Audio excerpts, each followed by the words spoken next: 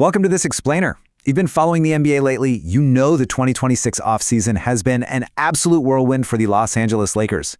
It's literally a top-to-bottom domino effect. What we're going to do right now is connect all these crazy dots. We're going to see exactly how massive decisions made up in the boardroom are directly shaping the roster out on the hardwood. To make sense of this wild summer, we're going to quickly hit a few key areas. The mind-blowing $12.5 billion ownership sale, Jeanie Buss fighting for control, Rob Pelinka's uncertain future, the massive roster shakeup, and finally, the hunt for Jonathan Kuminga. All right, let's jump right into Section 1, that staggering $12.5 billion ownership sale. Yeah, you heard that right, $12.5 billion. That is the record-breaking valuation at which majority owner Mark Walter has agreed to sell his controlling stake. And honestly, the timeline here is what's truly wild. Walter is cashing out after just 14 months. The guy bought the team at a $10 billion valuation and is now flipping it in less than a year and a half.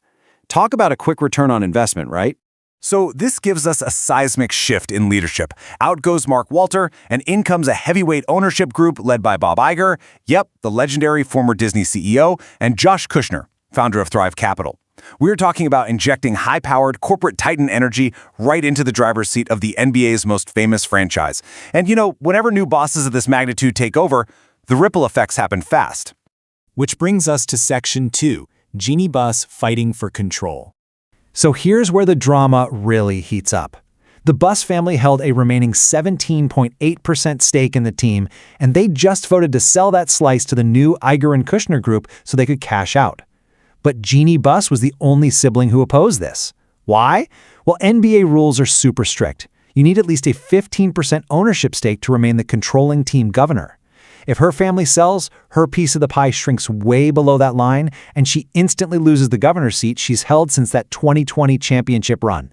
To keep that crucial 15% slice and honor the legacy of her dad, the great Jerry Buss, Jeanie would theoretically need to buy those shares from her siblings herself.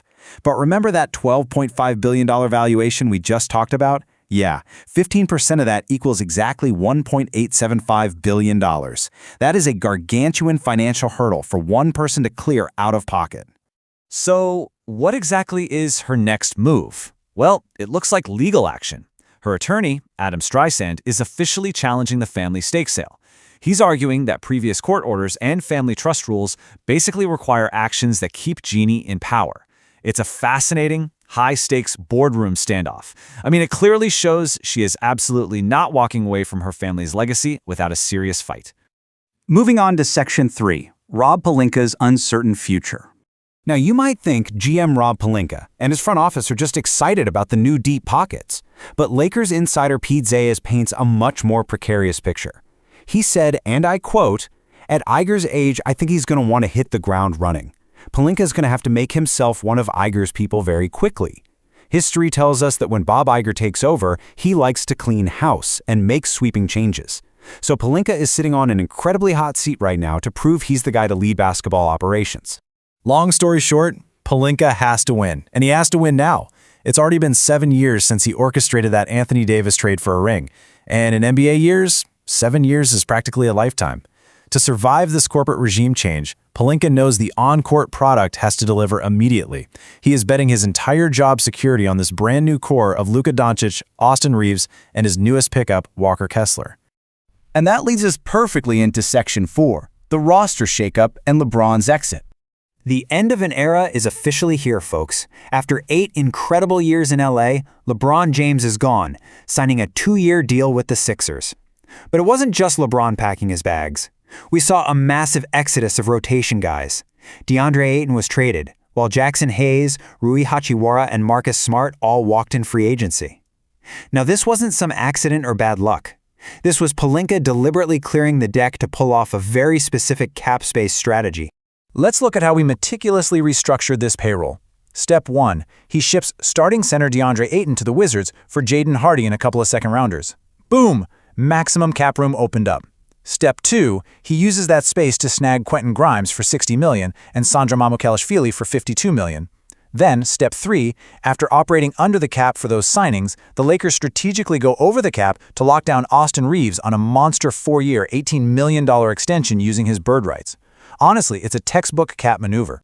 But here is the absolute biggest gamble of the offseason. The win now move aims squarely at impressing Bob Iger. It's this polarizing sign-and-trade for Walker Kessler. The Lakers lock Kessler down on a massive 4-year, $129.5 million contract, banking on him to bring elite rim protection next to Luka and Reeves. The catch? They completely mortgaged the future to do it. They handed the Utah Jazz their 2031 and 2033 unprotected first-round picks, plus pick swaps in 28 and 30. Look, if Kessler's health wavers, or if he just can't be a top 3 player on a true contender, this trade is going to look like a total disaster for Pelinka. Okay, let's wrap things up with Section 5, chasing Jonathan Kuminga in trade rumors. Even after all those moves, they might not be done. Right now, talks with the Hawks for Jonathan Kuminga have reportedly stalled out. The Lakers are sitting just $8.1 million below the hard cap, which is a brutal spending limit they literally cannot cross. So any move for Kuminga requires sending salary out the door. The names floating around: Jared Vanderbilt, Dalton Knecht, Jaden Hardy, and Jake LaRavia. But while Kuminga is the shiny target to add some much-needed athletic forward depth, analysts are screaming a warning at the Lakers front office. Do not include Jake LaRavia in this deal. And here is exactly why keeping LaRavia is so vital. It comes down to elite defense. Look at these metrics. Last season, he sat in the 92nd percentile for off-ball chaser defense and the 92nd percentile in passing lane defense. Sure, Kuminga is the flashier name, but his defensive consistency, it fluctuates. LaRavia provides that lockdown perimeter defense that perfectly complements Walker Kessler's interior presence. If Kessler is holding down the paint, you desperately need a guy like LaRavia chasing shooters off the three-point line. Plus, we have to talk about this number right here, 82. LaRavia was an absolute Iron Man. He was literally one of only 18 players in the entire league to play all 82 games last year. When you look at a team that historically battles the injury bug, whether that's Luka, Reeves, or now Kessler, having a guy who just laces up every single night is worth his weight in gold. And he's only making $6 million this year. It's exactly the kind of cost-effective reliability the Lakers need right now. So it all comes down to this ultimate question. From a $12.5 billion boardroom shakeup, to a literal family civil war over the governor's seat, to a GM fighting for his professional life by completely overhauling the roster, will this unprecedented top-to-bottom transformation actually be enough to bring another banner to LA in the Luka Dončić era? The stage is set, the dominoes have officially fallen, but we'll just have to wait and see if these massive gambles pay off. Thanks for hanging out with me on this explainer, and keep your eyes glued to LA this year. It's going to be a wild ride.